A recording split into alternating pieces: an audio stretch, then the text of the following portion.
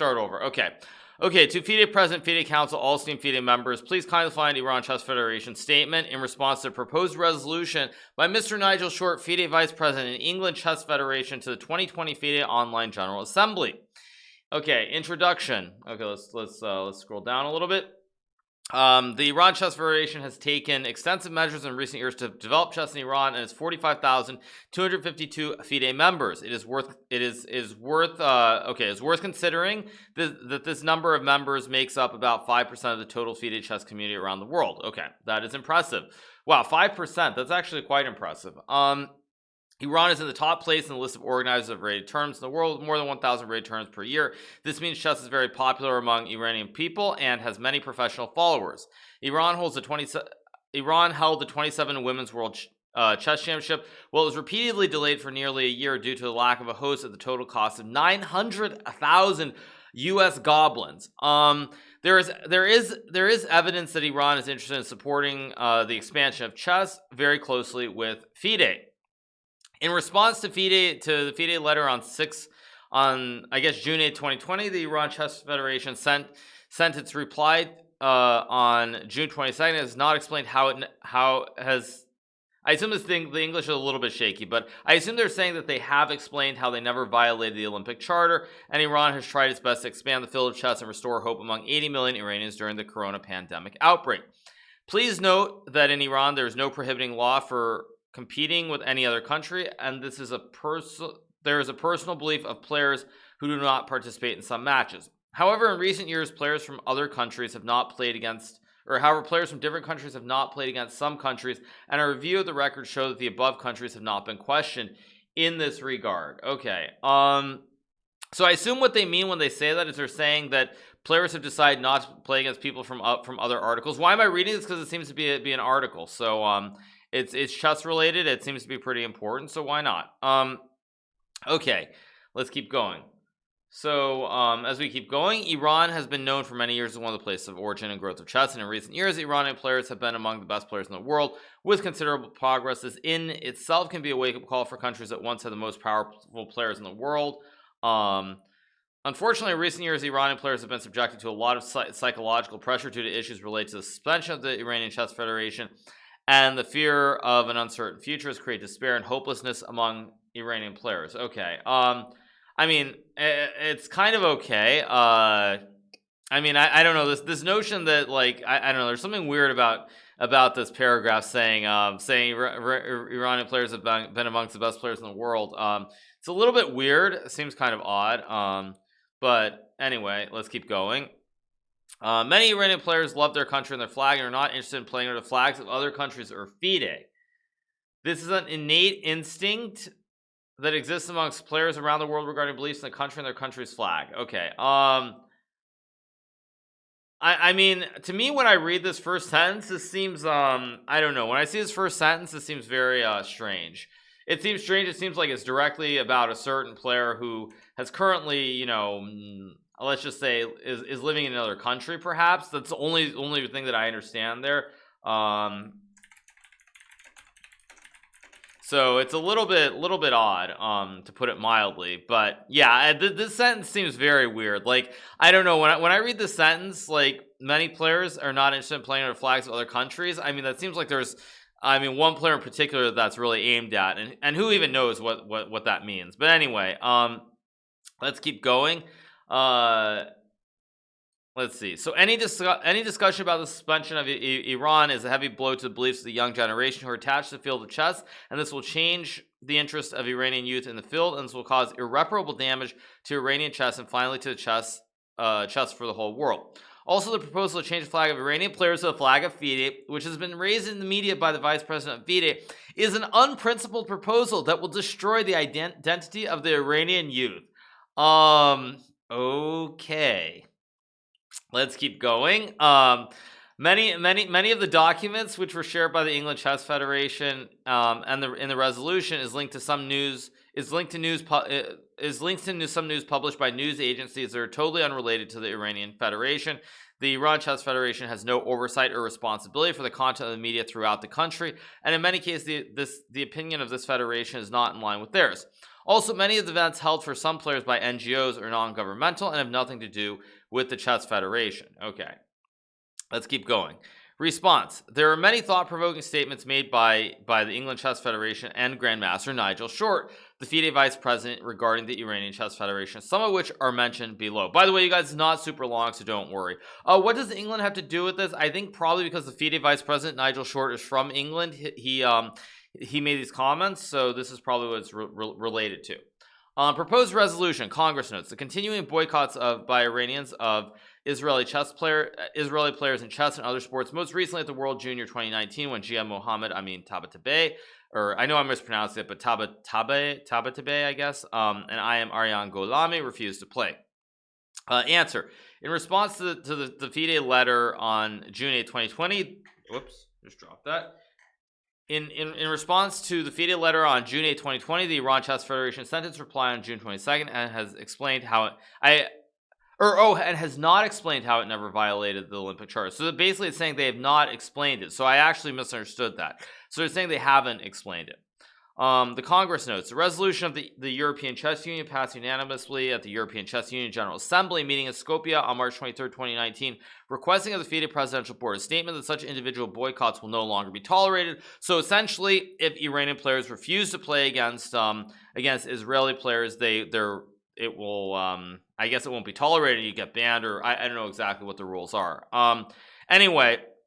The Congress requests the Iranian Chess Federation ensure that there are no future boycotts. So, if Ali Reza gets paired against Boris Gelfand, who's a strong Israeli grandmaster, for example, or say Tabatabai gets paired against Boris Gelfand, he would have to play. So they want the federation to ensure that. The answer. In many countries, athletes do not participate in competitions for personal reasons. Athletes are responsible for this decision, and the federation does not interfere in this issue. Okay, Congress notes the harassment of Sarah Sadat, I'm not even trying to pronounce her last name, by the Revolutionary Guard, who was prevented from boarding an airplane to the Gibraltar tournament. Okay, so they're talking about the top female player from Iran, Sarah Sadat, who when she went to play in the Gibraltar tournament in January, she was prevented at the airport from boarding the airplane. Now, they're saying that she will soon take part in the FIDE Grand Prix. In her recent interview, she points to her unwillingness to change her nationality. Okay, I'm not really familiar with this specific thing. I don't really understand what this has to do with exactly, but anyway, let's keep going. Congress notes the execution of the Iranian wrestler Navid Afkari in September of 2020, despite the intervention of the IOC president Thomas Bach. Congress notes the action of the International Judo Federation against the Iran Judo Federation. So yeah, this, is pretty insane. I don't want to be too political here, but this, yeah, I know I played Sarah. I know I played Sarah. I've spoken to her before. But this, of course, as you know, there was an Iranian wrestler. There were many pleas. I think even from Congress, there were people who basically tried to help out as well. Of course, you see IOC was involved. The Iranian government did not care, and so forth. Again, not going to be too political, but they executed someone who was an Olympic wrestler, basically. Anyway, let's keep going. Answer. The Iranian Chess Federation adheres to the rules of the Olympic Committee and does not interfere in matters related to other organizations. The National Olympic Committee of Iran currently has 57 supported national federations under its umbrella, all of them which are members of their World Federation. They carry out their activities under the Olympic Charter and in a constructive atmosphere. The Iran Chess Federation expects FIDE and all member associations to adhere to the slogan of the World Chess Federation, Fédération Internationale d'Échecs, to support his or her Iranian chess players, and like many other federations of other disciplines, treat Iranians with tact and intelligence. This doesn't really answer the question at all, as far as I can tell. It just really doesn't answer anything. But anyway, Congress resolves the failure of the Iranian Chess Federation to request the players compete against all countries in FIDE before the next General Assembly, or any future boycott by any Iranian player will automatically result in the Iranian Chess Federation's suspension from all FIDE activities. Okay. Answer. Here is a question. Doesn't request and force players mean interfering in players' decisions contrary to the Olympic Charter, also considering that it is possible to participate in various international tournaments without the permission of the federation? The Chess Federation cannot take responsibility for the personal preferences of players during the tournaments. Okay, definitely. I feel like somehow it's not like actually answering the question. It's like answer. Here is a question, right? Here is a question. Yeah, I'll say a few other things at the end of this as well. Okay, so they give an example of Golami, Ali Reza, Mobina Ali Nasab, Puya Idani. Those are four players, I guess, who played it separately of the federation. I think, if I understand it, but maybe I'm wrong. Anyway, let's keep going. In all cases which were mentioned in the resolution of the England Chess Federation, Iranian players participated in this open tournament at their own expense and have applied directly to participate in these competitions, and as a result, Iran Chess Federation was not responsible for the decision of the players. Okay, they talk about Amin Tabatabai, sorry if I'm mispronouncing it again, who played in the World Junior. He failed to turn up for a six-round match on board 11 against the Israeli player. The other player, Aryan Golami, also did the same thing, and so forth. Okay, this is a little bit weird. But anyway, let's keep going. All right. Okay, this is a bunch of other stuff. They talk about the withdrawal from the World Youth Chess Federation. Okay, so withdrawal from the World Youth Chess Olympiad. Only 2 days before the start of the event, the Iranian Chess Federation decided to withdraw from the event. Oh, sorry, maybe you can't see the top of it. Decided to withdraw from the event after receiving a warning from FIDE regarding forfeiture against Israel. The president of the Iranian Chess Federation, Mehrdad Pahlavanzadeh, in his interview with the ISNA news agency, implies they withdrew from the event because of the Israeli team. Answer: in an interview with Mr. Pahlavanzadeh, he did not mention the presence of any country as a reason for not sending the Iranian team to the World Cup. Rather, he mentioned financial problems have been cited as a reason for canceling the team's submission to the tournament, which in the article of the England Federation, contrary to the fact, it is stated that Pahlavanzadeh stated that the reason for not sending the Iranian team was the presence of Israel. The photo published by the English Federation itself is evidence of a false claim. Okay, so all right, let's keep going. So chat is a touch delayed. Of course, it's delayed. Parham Magsadlu or Sudlu and Amin Tabatabai in the 6th edition of the Sunway Sikh Chess Festival in Spain. Tabatabai and Parham played against the Israeli players in the night blitz without checking their opponent's nationality. This caused huge problems. So basically, these two players in this tournament in Norway, Parham and Amin, they played against Israeli players in this event in Norway. So they didn't look at the flag, and they just played, which honestly, frankly, I would say is incredible. I think it's great that they did that, because that's what chess is about at the end of the day. Like, I don't really care. I sit down to the board. I don't care what color your skin is. I don't care what country you're from. You play the game of chess. That's what it's about. So honestly, I would say, huge props to both these guys for because they go and they play. Sorry, Spain, not Norway. My bad. But anyway, let's keep going. This caused huge problems for them. Even before returning to Iran, they were forced to apologize. Parham, in order to protect himself, was forced to criticize the Israeli government. They had no idea that their opponents were from Israel because it was an overnight blitz tournament where results were not being uploaded to the Chess Results website during the event. So these guys were playing, they go and they play a blitz tournament in Spain. It's, a fun tournament. They're playing at probably like 12 a.m., 1 a.m., and they go play the game of chess, and they basically end up having to apologize. This is such a travesty, honestly. Okay, let's keep going. Answer: on what basis did the England Federation claim that Parham and Amin had big problems returning to Iran after playing with Israeli players? Also, is there any evidence that they had apologized for protecting themselves? Okay. Conclusion. Dear Mr. Nigel Short, you have been present in Iran for many years as a coach of the national team of Iran. The player you invited to the Caspian International Tournament, or you were invited to the Caspian International Tournament and the Star Cup for a match against Ihsan Gaib Magami, and you were fully aware of the policies of the country. The change in current behavior and act against the Iranian Chess Federation is very surprising and makes several question marks in our mind. What is the benefit of the suspension of the Iran Chess Federation for FIDE and the chess community except that it deprives the chess world of the presence of hundreds of geniuses and causes material and spiritual damage to the 45,252 members of FIDE in Iran? Okay, and they actually, to be fair, they show pictures of him in the country. He coached, I think he coached the national men's team. He also coached the women's team. So he has been very present in Iran over the years. Finally, the question that arises is why the England Chess Federation has entered into an issue that is not related to this country and is seeking to highlight political issues by researching the domestic media of Iran. In which part of the statement presented by the English Federation was there an issue related to any of the English players? Also very fair. Also a very valid point. Why is the English Federation interfering in the affairs of other member federations? Okay, also reasonable. However, according to the Grandmaster Nigel Short, who in his interview at the 2016 World Chess Olympiad in Azerbaijan announced that the Iran men's national team will be one of the top teams in the world till 2022. Doesn't this mean that the English Federation is looking to eliminate the Iranian geniuses in order to maintain the power of players in the world? We recommended to the English Chess Federation, number one, do not interfere in the internal affairs of other federations for political objectives. Number two, adhere to the Olympic Charter and do not combine political with sports. Number three, instead of eliminating competitors through non-sporting methods, we should promote healthy and fair competitions on the chessboard. And then that's, I guess, the end of the article.